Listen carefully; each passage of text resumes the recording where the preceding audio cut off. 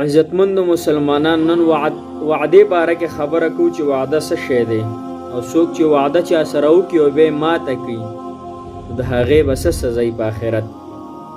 عزتمندو مسلمانانو وعده چې دا یو انسان د بل انسان سره وکړي نو هغه بیا پوره کوي، ځکه حدیث مبارک کې راځي چې د قیامت په ورځ به دوه څیزونه دا اواز کوي چې الله پاکه موږ چا په دنیا کې پرې کړي چې زموږ حقوق نه دي ادا کړي، یا الله ته نن هغه د خپل رحمت نه جدا کړي او موږ او تاسو د الله تعالی د رحمت په انتظار وای د قیامت په ورځ.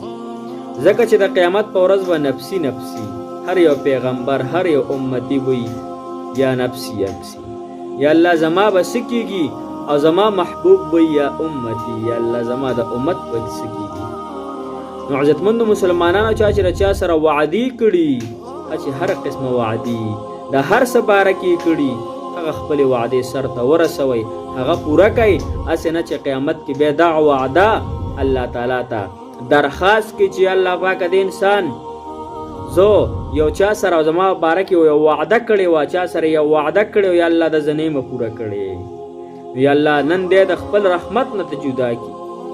نو چا چې د چا سره وعدې کړي، څه قسمه وعدې کړي، خپلې وعدې پوره کوي، خپلې وعدې سر ته ورسوئ. هسې نه چې بیا د افسوس سبب وي او د خطرې مقام وي راته آخرت کې. نو هغې نه دا ښه ده چې چا د چا سره وعده کړي خپلې وعدې پوره کوي.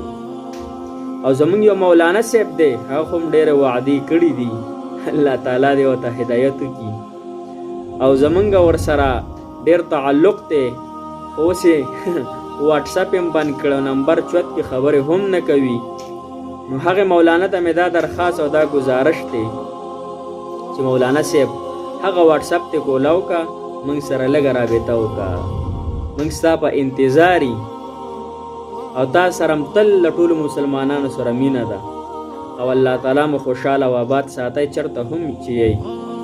او الله تعالی د ټولو مسافر چې څونه دي الله تعالی د هغوی حامی او ناصر شي. ټولو مسلمانانو ته او مسافرو ته خاص کر خصوصي دعاګانې چې الله تعالی په خپل کلي وطن باندې ثواب وکړي، الله تعالی د دغې زندګۍ نه حفاظت وکړي، کوم چې هغه د خپلو بچو خویندو وروڼو دپاره بهر تېروي، سختې تېروي، د خلکو خبرې وړي، خلکو سپورې او ستغې اوري، د خپل مور پلار خپلو بچو خویندو وروڼو دپاره خپلو بچو دپاره. الله تعالی دې په دې مختصرو خبرو د عمل کولو توفیق راکړي. او هغې مولانا ته مې دا ګزارش دی چې مولانا صاحب د الله او د الله د رسول خاطر وکړه چې دا واټساپ ته لږ کولا وکړه. صحیح ده، زما سره ضروري خبره ده او خفه کېږه مه. او زمونږ په زړه کې هر ټایم او په دماغو کې سوچونو کې الله تعالی هم خوشحاله او آباد ساته. والسلام.